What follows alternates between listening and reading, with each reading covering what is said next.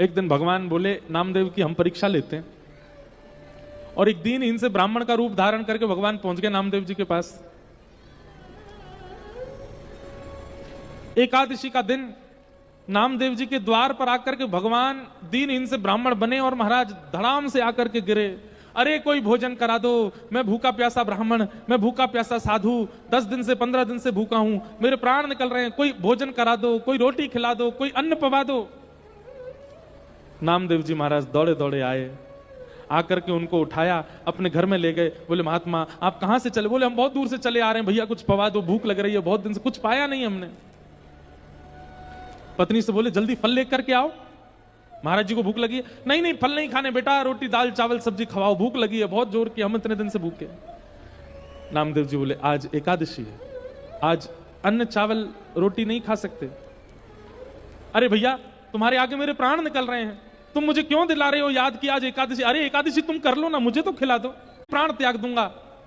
नामदेव जी बोले इससे अच्छा क्या होगा, एकादशी के दिन प्राण निकलेंगे, सीधे वैकुंठ जाओगे। ब्राह्मण बोले बड़े विचित्र आदमी हो यार तुम, हम मर जाए कोई दिक्कत नहीं। बोले नहीं दिक्कत तो है, लेकिन हम आपके प्राण को बचाने के लिए फल दे रहे हैं ना, आपको पा लीजिए। भगवान पड़े गए चक्कर में।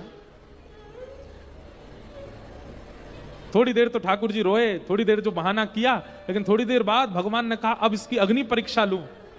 और चलते चलते ठाकुर जी मूर्छित होकर के गिर गए, और जैसे एक व्यक्ति प्राण त्यागते समय श्वास लेता है वैसे लेने लगे, अब ये खिला देगा। लेकिन नामदेव जी हाथ जोड़ करके नाम संकीर्तन करते, अड़ोसी पड़ोसी चिल्लाने लगे अरे नामा तेरे यहां आज संत प्राण त्याग देंगे, अरे कम से कम कुछ खिला दे।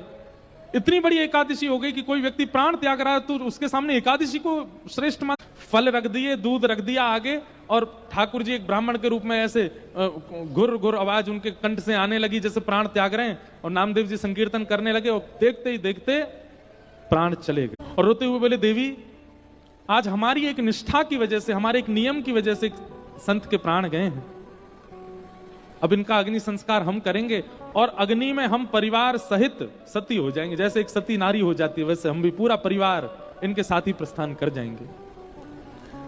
और चिता जला करके उन ब्राह्मण देवता का शरीर रखा, उसी पर नामदेव जी बैठ गए, पत्नी को भी बैठा लिया, पूरे बच्चों सहित बैठ गए। जैसे ही चिता में अग्नि लगाई, ब्राह्मण के रूप में साक्षात शंख चक्र गदा पद्मधारी श्रीमन नारायण प्रकट हो गए।